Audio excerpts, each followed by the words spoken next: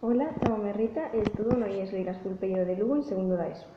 Como este venres 2 de abril foi o Día Internacional do Libro Infantil e Xuvenil, hoxe vou falar un pouquiño dun libro que lín e que foi moi diferente a todos os demais.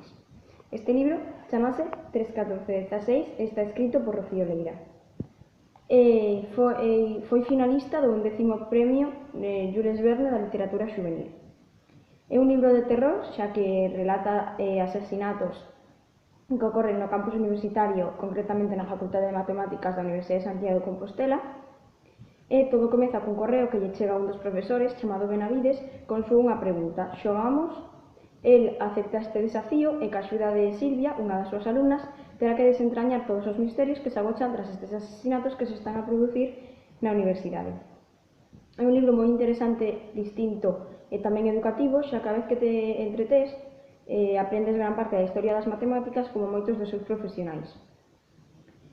Ao principio parece un pouquiño macabro, pero ao paso do libro, cando empezas a lelo, non queres parar. Espero que vos guste moito e que vos animedes a lelo.